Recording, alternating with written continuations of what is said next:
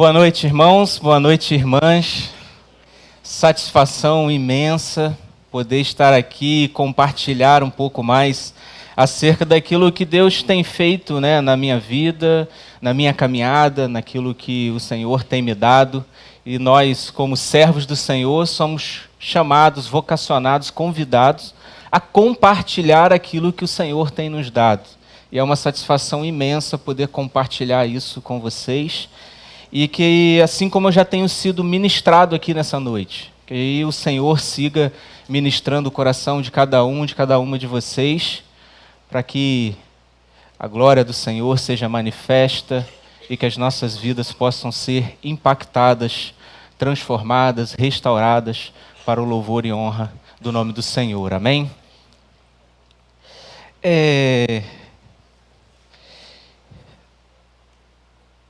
Várias vezes assim na minha caminhada eu já ouvi a expressão, e eu penso que vocês também, de que ser crente ou viver segundo o Evangelho de Jesus não é algo fácil. Então, como se viver segundo o Evangelho fosse algo difícil.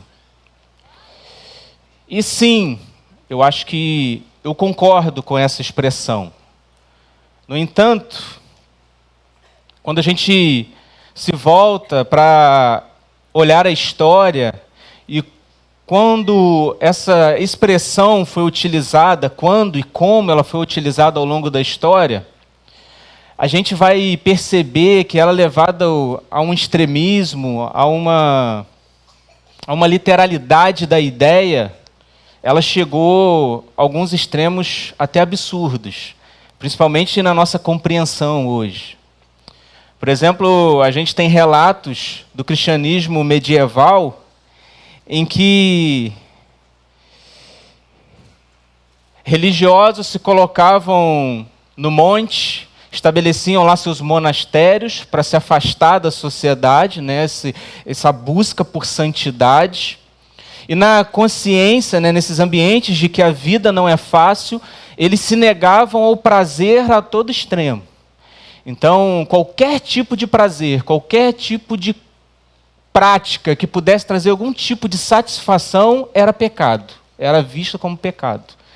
Porque essa vida difícil que Jesus propõe, na percepção deles, ela não dá espaço para celebração, ela não dá espaço para satisfação, ela não tem espaço para nenhum tipo de prazer. E é interessante que existem relatos nesses monastérios que chegou ao absurdo de que até o banho era visto como de forma prazerosa. Então até o banho era evitado. E o banho só era considerado para a questão de saúde. Então, quando chegasse num nível mesmo insalubre, aí você podia tomar banho por questões de saúde. Agora, aquele prazer da cachoeira, aquele prazer do banho quentinho, não pode, porque era visto como pecado. Então, acho que isso é uma distorção que ao longo do tempo a gente vai fazendo por questões contextuais, enfim, e vários desdobramentos, e a gente vai levando a esses exageros, e a gente acaba cometendo uns equívocos na nossa caminhada de fé. Mas, por outro lado, eu entendo que a vida no Evangelho, a vida proposta por Jesus é difícil, sim, porque quando nós nos encontramos nesse mundo, em que o sistema mundo, ou como o mundo funciona, ou como o mundo opera, a lógica do mundo é uma lógica desumana, é uma lógica de violência, é uma lógica que produz morte. E quando nós somos chamados para o Evangelho é esse convite a experimentarmos da vida na sua excelência. Então, é um contrassenso, é um contraponto. E nesse sentido, a vida acaba se tornando muito difícil. Porque é você dedicar a sua vida, é você dedicar tudo aquilo que você recebeu, como o Evangelho se apresentou, dedicar isso para produzir vida num mundo que funciona e que impera a morte. E, obviamente, nesse cenário, a vida realmente no Evangelho não é fácil. Não posso enganar vocês e não posso dizer nada diferente disso. Nesse sentido, sim, eu creio que o Evangelho é muito difícil, ele é desafiador. Mas o Evangelho, quando nos alcança, ele nos dá opção. Não no sentido porque ele se impõe, mas quando somos atravessados por ele. Não há mais sentido fora dele. Existe uma narrativa teológica, uma percepção teológica, que eu acho bem interessante e cabe no momento, de que uma reflexão sobre do que seria o inferno, do que seria a condenação. Existe uma percepção teológica, uma corrente teológica, que vai dizer que o inferno é puramente ou simplesmente a não existência. Uma vida em condenação, ou ser condenado, ou um modo de vida que tem como consequência o inferno, é um caminho na direção da não existência. A não existência já é um inferno em si. Por outro lado, estar em Cristo, ou ser atravessado pelo Evangelho de Cristo, o Evangelho de Jesus, é justamente existir. É usufruir da vida em sua excelência, na sua completude. Nessa perspectiva, estar em Cristo, ser atravessado pelo Evangelho de Jesus, é o único meio de se existir, de fato, dentro do cosmos e de toda a criação de Deus. Independente da compreensão do que seja o inferno e dos dobramentos para isso, e eu acho que o Evangelho não se preocupa com isso. A preocupação do Evangelho é te convidar para a vida, é te atrair para a vida. O convite do Evangelho é que você experimente a vida, manifesta em Jesus. Não é simplesmente um fugir do inferno ou ter medo do inferno, mas é um convite para experimentar da vida de verdade, de fato.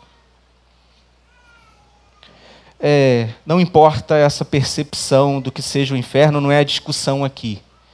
Mas eu creio sim que esse Evangelho nos convida para a vida.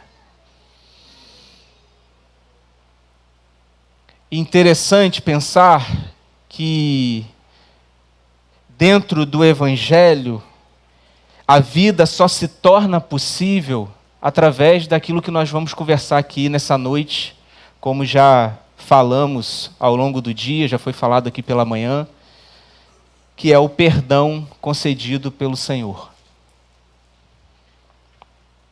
O propósito final é experimentar a vida. O convite do Evangelho é experimentar de uma vida apresentada e concedida por Jesus. E o meio pelo qual podemos acessar essa vida é porque o perdão de Deus foi manifesto. Porque Deus se manifestou de forma a perdoar a humanidade.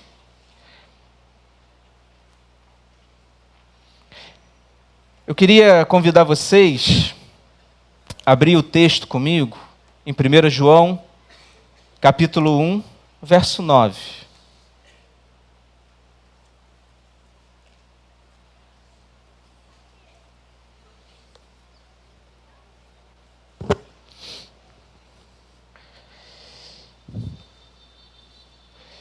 Falar sobre o perdão para a gente nessa noite, nessa perspectiva de um perdão que gera vida, e aí nós precisamos lembrar de toda essa dimensão, porque é o perdão que proporciona a vida, é o perdão que torna a vida acessível a nós, e como algo que chega a nós, e como algo que nos toca, que nos atravessa, nós precisamos e somos convidados e implicados a praticá-lo, a vivenciá-lo, a promovê-lo em nossas vidas e gerar vida através do perdão também.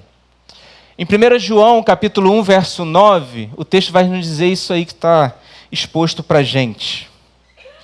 que se confessarmos os nossos pecados, Ele é fiel e justo para nos perdoar os pecados e nos purificar de toda a injustiça. Se confessarmos os nossos pecados, Ele é fiel e justo para nos perdoar e nos purificar.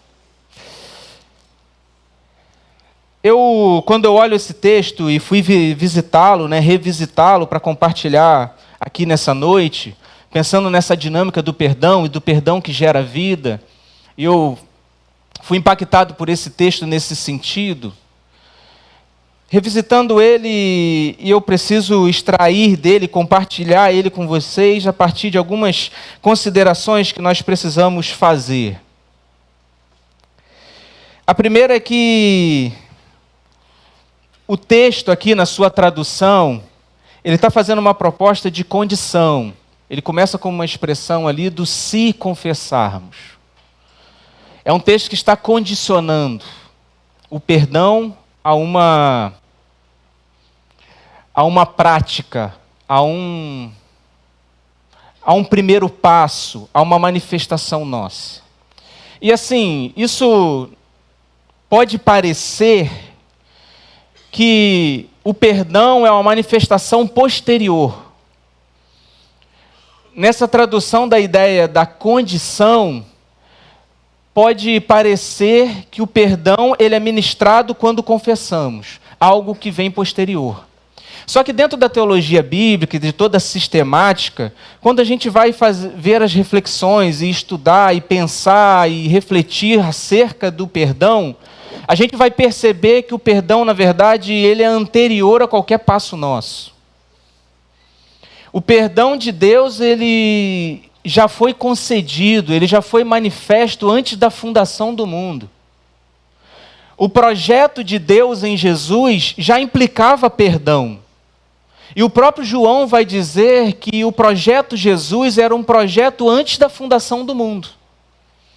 Então, o perdão, ele antecede a história da humanidade, a história da criação. O perdão é uma manifestação de Deus que diz respeito a quem Ele é e ao que Ele se propôs a fazer. Então, nesse sentido, quando eu volto ao texto, eu preciso pensar de que não é simplesmente um condicionamento, mas é na situação de que o perdão está manifesto. E quando confessamos, quando nós nos desdobramos, ou quando nós olhamos, nos identificamos, o perdão se manifesta, porque o perdão já está derramado, já está concedido. Ou melhor seria dizer que nós nos deparamos com o perdão. Então, o perdão, ele não é uma condição posterior. Ele não é uma contrapartida de Deus. O perdão, ele já está manifesto. Ele já está entregue. Porque se nós funcionássemos, se Deus determinasse que o funcionamento da humanidade seria a partir de uma justiça retribucionista, de uma estrutura meritocrata, a vida não existiria. Tinha cessado. Ou talvez ela não viria nem a existir. Porque dentro da dimensão das Escrituras, nós somos convidados o tempo todo a nos reconhecermos como essa criatura frágil e dependente de Deus. Dependente da misericórdia de Deus. Dependente da ministração de Deus sobre nós. Dependente desse amor que se manifesta primeiro. João está falando isso aqui na carta. Então, quando pensamos no perdão de Deus, não é quando demonstramos arrependimento e o perdão se manifesta, mas nós nos arrependemos porque o perdão já foi manifesto. É se voltar ao Senhor E quando nos voltamos ao Senhor, Criador dos céus e da terra e das nossas vidas, nós nos deparamos com o perdão, que é a forma como ele se manifesta. Nós temos uma tendência de nos voltarmos ao Senhor, de irmos ao Senhor a partir da justiça que nos atravessa, do senso de justiça que nos atravessa, retribucionista, meritocrata, dentro de uma dinâmica de troca, dentro de uma perspectiva de que eu preciso estar de acordo com toda a lei para que o Senhor olhe para mim. Mas quando a gente chega a Deus e a gente vai a Deus nessa justiça, com esse senso de justiça, a gente se depara com uma contrapartida totalmente diferente. Um Deus de braços abertos, disposto a nos receber. Ministração da graça de Deus. Ministração do perdão de Deus sobre toda a humanidade.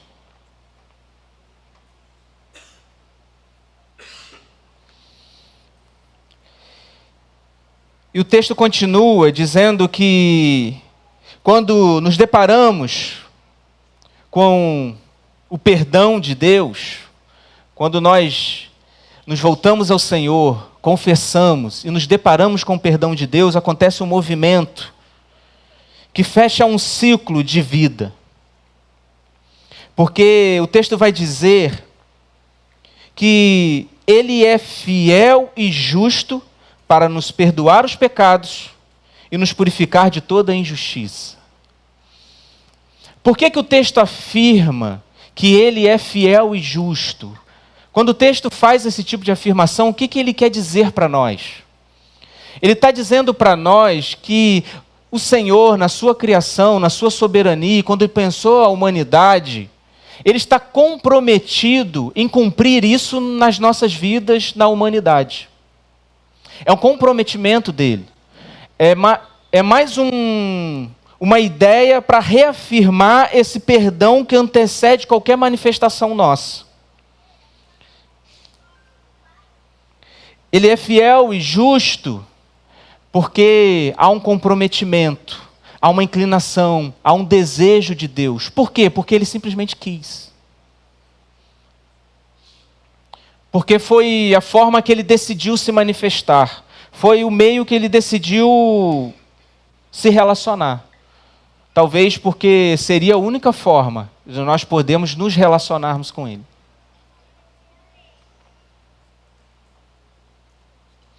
Então Ele é fiel e justo, perdoar os nossos pecados e nos purificar de toda a injustiça. É o comprometimento de Deus com a humanidade.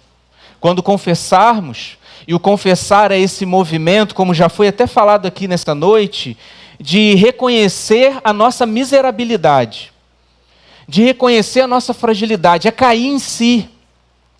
Sabe aquela expressão que a gente usa? Tipo assim, se toca, se enxerga. É isso. Quando nós nos enxergamos, quando nós nos tocamos e assimilamos de fato na nossa miserabilidade, e aí a gente vai a Deus, a gente se depara com esse projeto de Deus, com esse compromisso de Deus com a gente, de perdoar os nossos pecados e de nos purificar de toda a injustiça. E essa purificação de toda injustiça é justamente o que promove vida. É justamente o movimento que nos inclui na vida, que nos torna pertencentes da vida, parte na vida, parte do projeto de Deus que é trazer vida. O próprio autor da carta de João está trabalhando isso. Quando a gente volta no início da carta, na sua introdução, ele já deixa isso bem nítido, o propósito da carta. E ele vai dizer assim, capítulo 1, a partir do verso 1.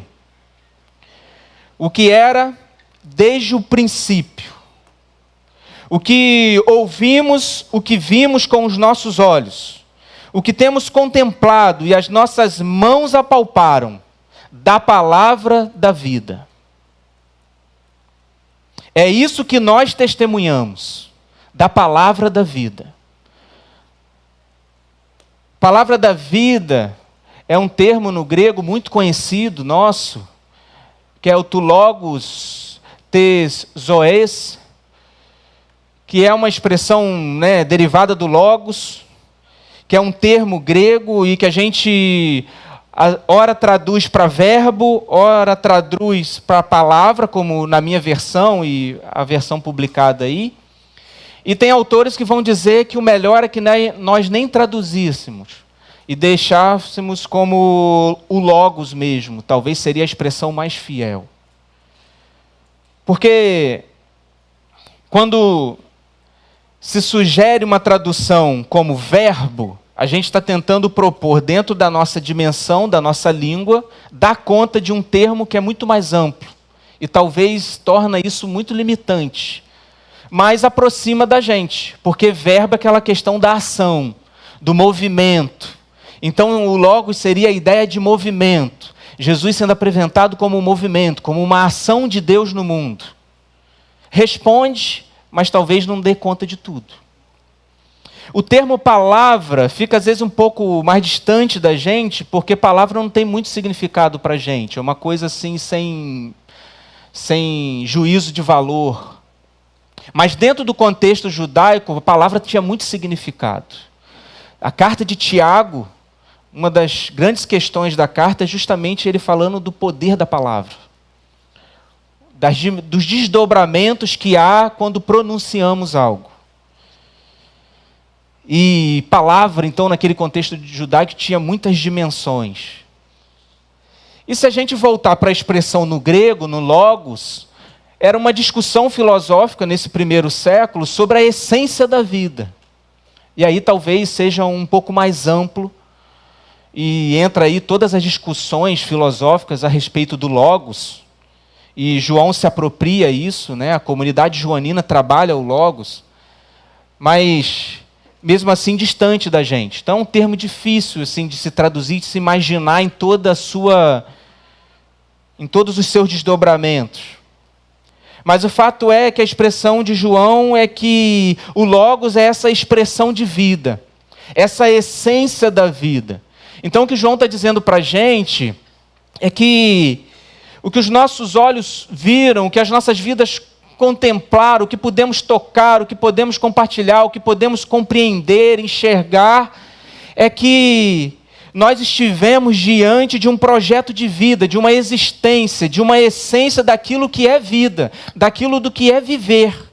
E é sobre isso que nós testemunhamos. Verso 2, porque a vida foi manifestada e nós a vimos e fomos testemunhas e vos anunciamos a vida eterna, que estava com o Pai e foi manifestada a nós.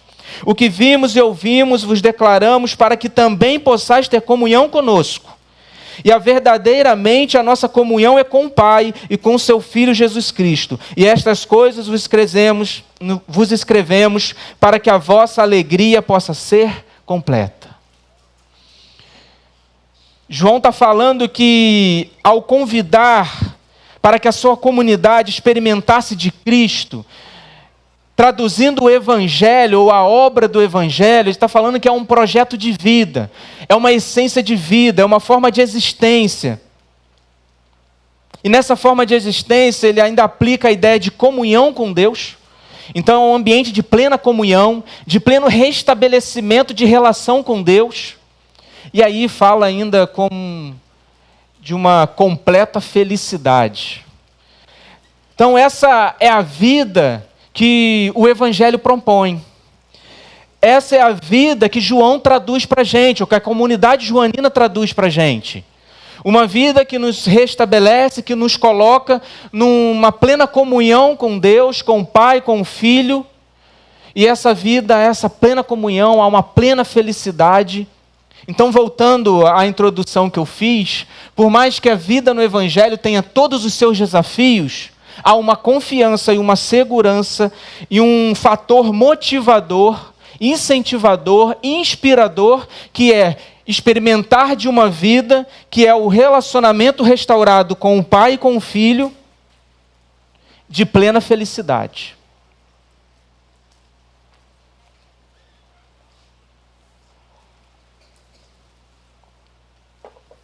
João continua sua carta e ao final dela, capítulo 5, versos de 11 a 13, ele vai caminhando para o fim da sua carta, ele vai e traduz do que é esse testemunho, e novamente ele lembra que o testemunho, que a carta, que isso aqui que ele estava produzindo e apresentando como texto à sua comunidade, ou que a sua comunidade vivenciava e traduzia, era justamente uma preocupação com a vida.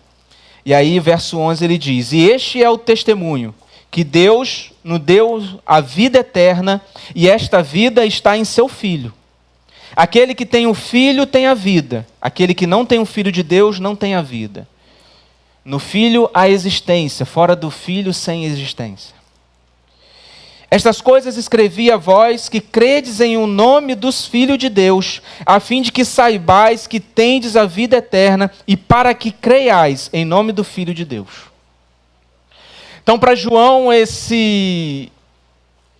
o desdobramento do Evangelho, o projeto do Evangelho é esse projeto de vida.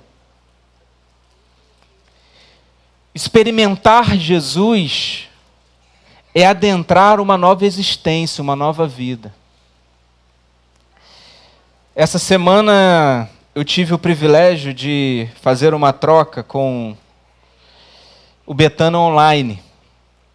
A convite do pastor Léo, a gente teve uma troca então com Betânia Online. Um abraço para os irmãos e irmãs de Betânia Online. E a gente estava falando um pouco sobre escatologia. E passando sobre a escatologia bíblica, né, a gente passou um pouco sobre a escatologia paulina, dos escritos do apóstolo Paulo. E dentro da escatologia de Paulo tem algo muito interessante, porque dentro da escatologia paulina há uma perspectiva de que a ideia paulina é de que o fim dos crentes, Paulo ainda não entra muito na questão de como se dá o fim dentro da sua escatologia, mas ele mostra que a preocupação primordial para aqueles irmãos e irmãs ali, e a palavra de consolo, a palavra de esperança de Paulo para a sua comunidade, é justamente de que o fim do crente é onde Cristo estiver. Qual a segurança que precisamos ter dentro da ideia escatológica paulina? É de que nós estaremos junto com Cristo onde Ele estiver. Na carta de João, e a proposta do Evangelho, é que em Jesus essa vida foi inaugurada, essa vida chegou. E experimentar Jesus é experimentar dessa vida. E o que torna o texto que nós lemos, do capítulo 1, verso 9, que a comunidade joanina vai apresentar a ideia do perdão dos pecados, é porque o perdão dos pecados é a condição para se acessar essa vida, para degustar dessa vida, para experimentar essa vida. O perdão, então, é esse fator motivador que torna a vida acessível.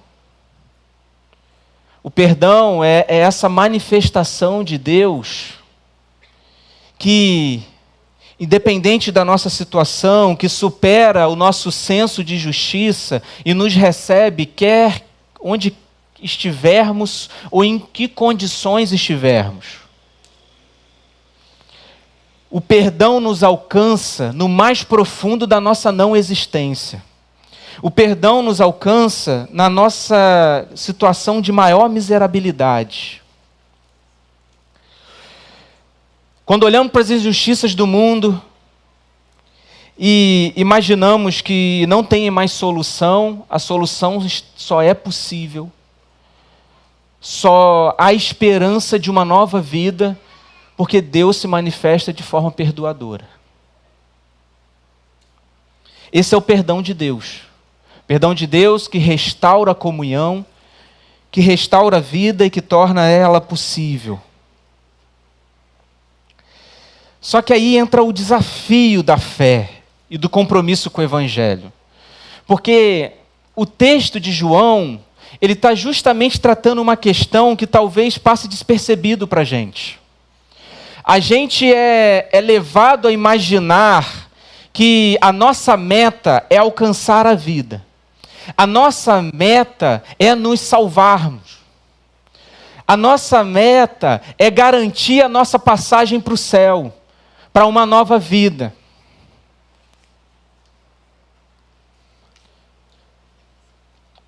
A carta de João, ela está trabalhando justamente de que essa nova vida, ou essa vida manifesta em Jesus, uma vez recebida em nós, ou quando nós adentramos a essa vida, nós pertencemos, nós fazemos parte de um modo de ser, de um modo de operar na vida e no mundo.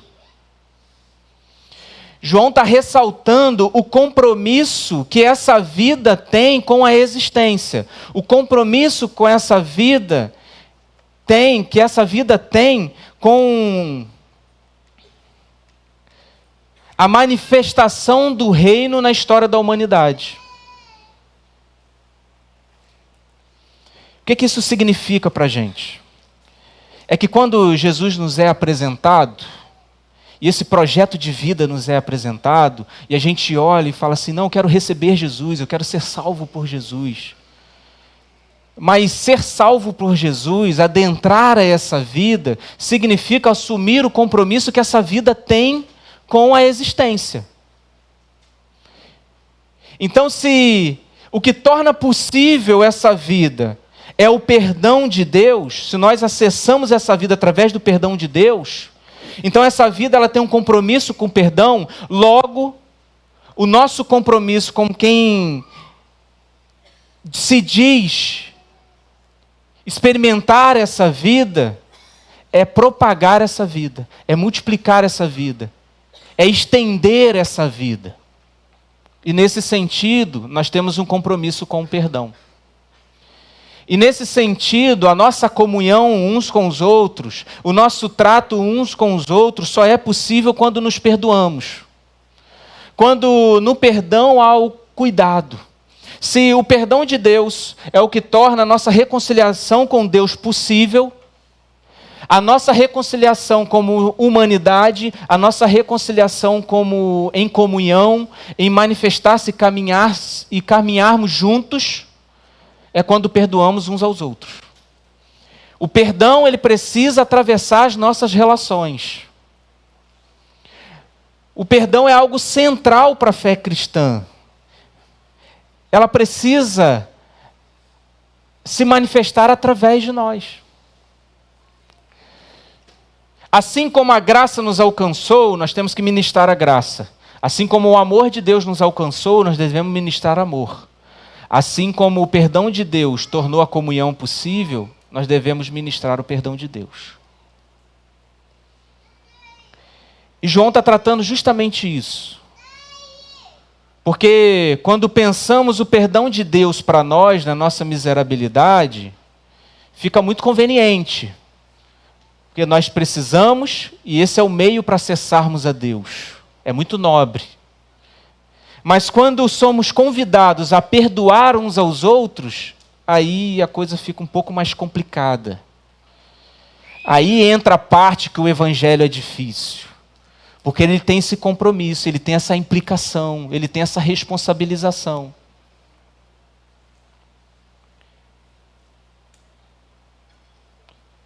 Só que, assim como o perdão de Deus é o meio que torna a vida em Deus, a vida em Jesus possível, e ele está comprometido com a vida, ele está linkado à vida, o perdão que devemos manifestar uns com os outros precisa também estar comprometido com a vida.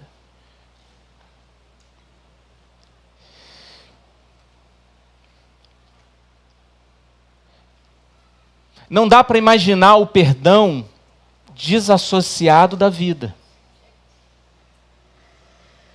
Não dá para imaginar o perdão que não esteja implicado com a vida, em resultar em vida, em resultar em transformação. Porque é o compromisso do perdão de Deus. Ele é fiel e justo para nos perdoar e nos purificar de toda injustiça. Em todas as imagens e narrativas dos escritos bíblicos, que fala sobre perdão e que apresenta o perdão e que trata o perdão nos escritos, eles o tempo todo estão associados à transformação, à regeneração e à novidade de vida. O perdão ele não é tratado fora do aspecto da vida. Eu quero ressaltar isso porque isso ganha outro significado. Porque por mais difícil que seja e a gente desconfie de deliberar perdão, porque toda a dificuldade que isso implica e de alguma forma de enfrentar o meu ego, a minha sede de vingança, a minha sede de dar o troco. Por outro lado, a resposta do Evangelho é: esse é o único meio de produzir vida. Então assim, nós temos duas alternativas. Ou nós perdoamos na intencionalidade de gerar vida e de produzir vida, ou nós nos negamos o perdão, agimos de forma retribucionista e nos dedicamos a nos trocar farpas, trocar violências, tentando uma justa medida.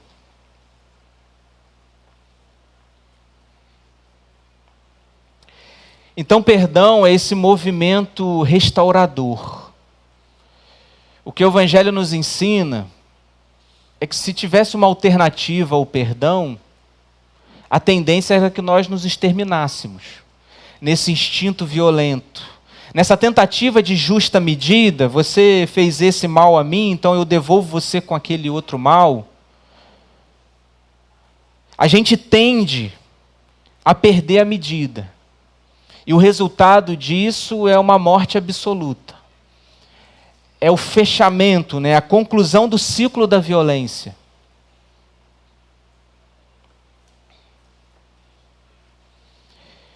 O Evangelho nos ensina que ao inserirmos o perdão, a vida volta a se tornar possível.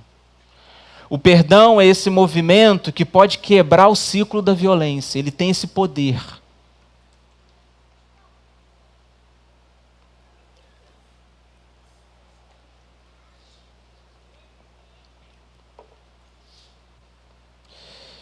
Então, perdão é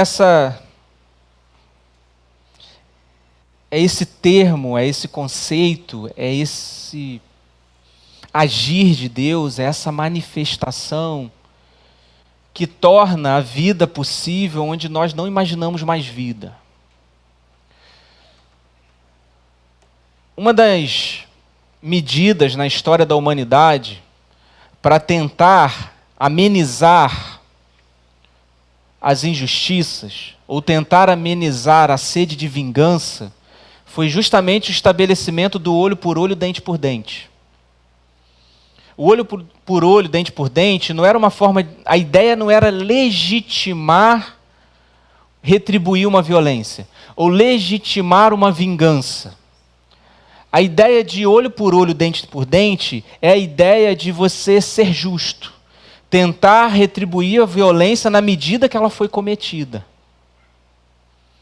Só que na história da humanidade, a gente percebe que isso não funcionou. Na prática isso não funciona. Isso não deu conta, isso não foi suficiente.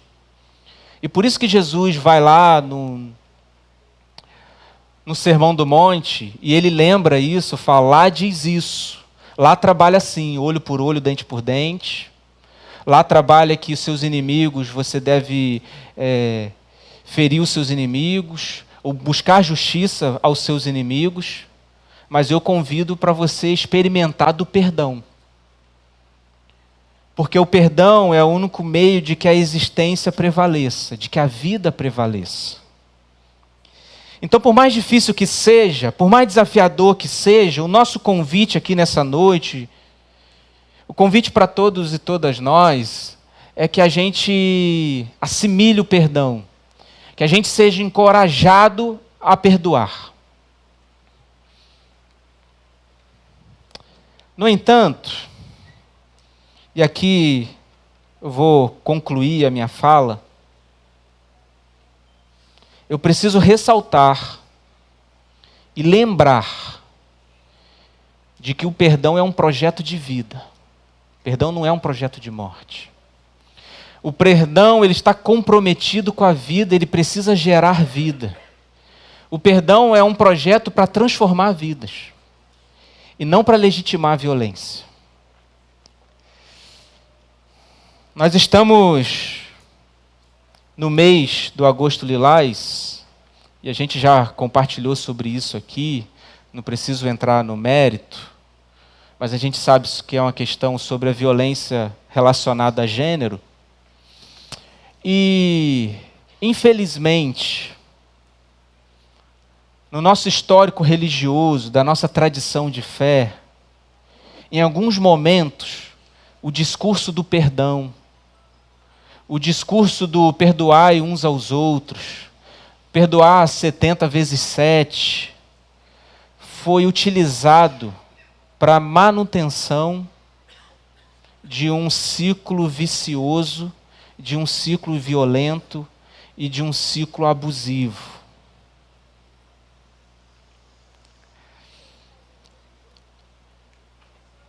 Com um discurso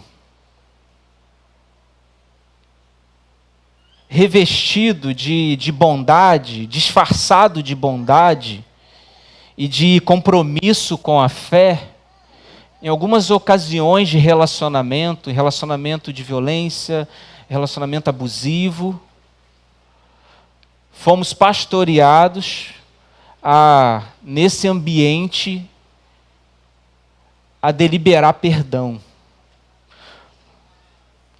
E aí eu preciso lembrar vocês de que o perdão ele está comprometido com a vida.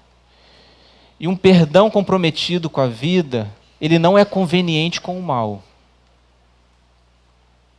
Um perdão comprometido com a vida, ele não se silencia diante do mal. O perdão que diante do mal se cala. O perdão que diante do ciclo de morte não se manifesta. É um perdão viciado, é um perdão comprometido com outro projeto, com outra dinâmica. O perdão que está comprometido com a vida, ele não é passível à maldade. Ele não se insere, ele não se associa com a maldade e com a perpetuação da maldade.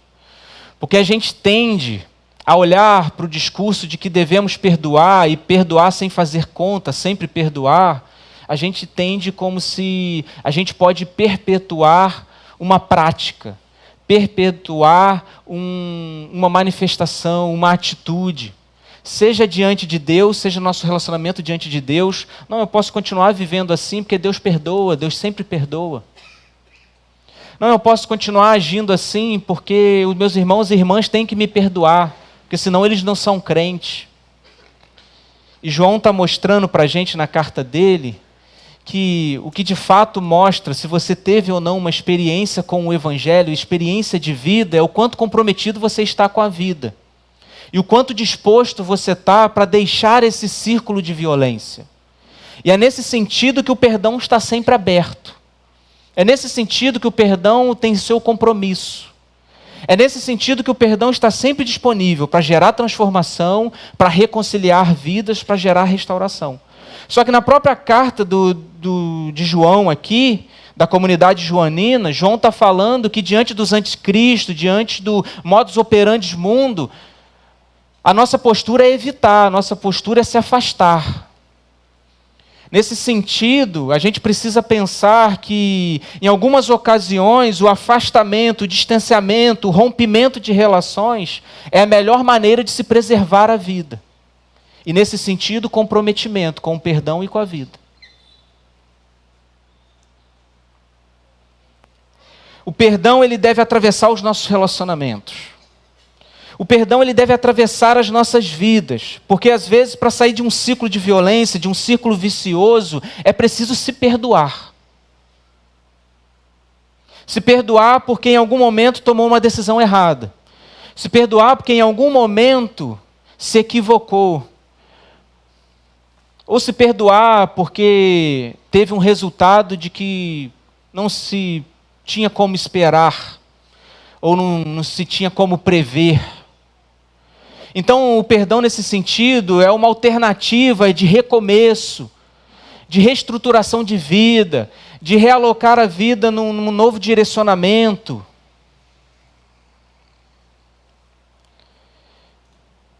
Só que quando o perdão ele se silencia e ele te deixa inerte diante de um ciclo de violência, é um perdão equivocado. É um perdão que se associa com o mal. Isso pode gerar muitas dificuldades, como nós temos visto ao longo da nossa caminhada e da nossa história. Nós somos tentados a olhar a cena de Jesus, fazendo um parênteses aqui. Então, Zé, mas Jesus lá no alto da cruz, ele pediu perdão por aqueles que estavam fazendo aquilo que estavam fazendo com ele. Perdoa porque não sabem o que fazem. Sim, verdade. Jesus ministrou perdão. Mas não podes associar o perdão de Jesus na cruz com um todo da sua história. Jesus usa a expressão perdoa porque não sabem o que fazem. O que eles estavam fazendo e que não sabiam que estavam fazendo?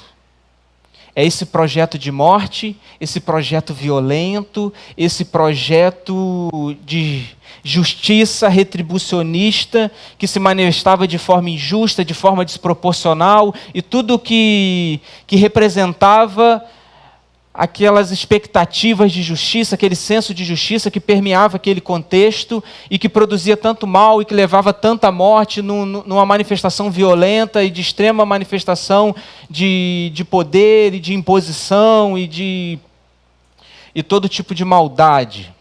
Como nós cantamos aqui a cena da mulher que esteve para ser apedrejada. Então esse é o modo que operava. E eles faziam aquilo, reproduziam aquilo, porque era um sistema mundo, é aquilo que é reproduzido. Então a gente não pode se associar a isso de toda a história de Jesus, porque Jesus dedicou toda a sua vida contra esse projeto. Ele dedicou toda a sua vida denunciando esse projeto. Ele usou toda a sua vida denunciando essas coisas que eles faziam e que de alguma forma nem sabiam por quê, só reproduziam. E que nós reproduzimos até os dias de hoje. Então Jesus dedicou toda a sua vida a isso. E quando Jesus diz isso lá na cruz, ele está trazendo à memória tudo que ele já vivenciou, tudo que ele já denunciou, e entendendo que o seu doar-se na cruz era a melhor resposta naquele momento, era a melhor forma de denunciar toda a maldade que era feita naquele momento, daquele contexto. Então, o perdão de Jesus na cruz não significa um silenciamento diante do mal, mas sim um clamor, um grito, uma denúncia. É trazer à luz a maldade. É colocar, esclarecer, escancarar a maldade do nosso meio. Então que a minha oração para Betânia, a minha oração para as nossas vidas, para a minha vida, para a sua vida, é que, movidos pelo perdão e sempre abertos ao perdão, sim, mas que esse perdão nunca nos silencie diante do mal. Que esse perdão nunca nos silencie diante de um ciclo de violência, mas que seja um manifestar-se para restaurar as nossas relações, para quebrar esse ciclo de violência e inaugurar um novo ciclo, um ciclo de vida, um ciclo de restauração, um ciclo de transformação, onde a vida é possível, onde a existência é possível, onde experimentar de Cristo, de Deus, de Jesus, do seu Evangelho, seja a nossa plena comunhão e a nossa felicidade por completo. Se confessarmos o nosso pecado, ou quando confessarmos o nosso pecado, quando confessamos os nossos pecados, nos deparamos com o perdão do Senhor, que nos purifica de toda a injustiça. É um perdão comprometido com a vida, é um perdão comprometido com a restauração e com a transformação do nosso ambiente.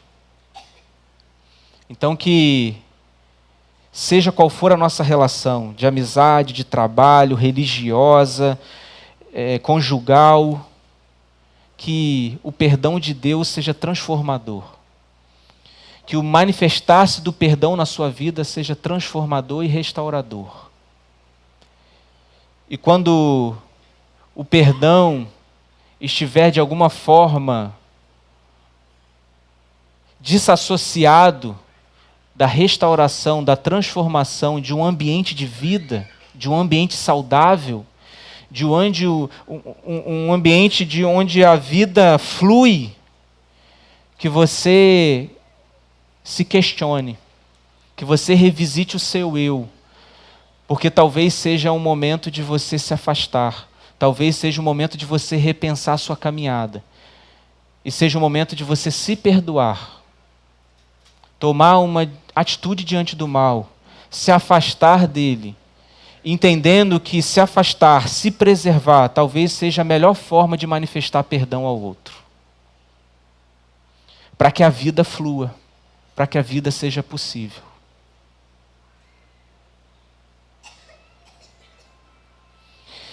Então a minha oração, meu irmão e minha irmã, é que o perdão de Deus nos alcance, transforme a nossa vida, e que assim como transformou nossas vidas, possa transformar as nossas relações, e que de fato possamos experimentar um perdão para a vida.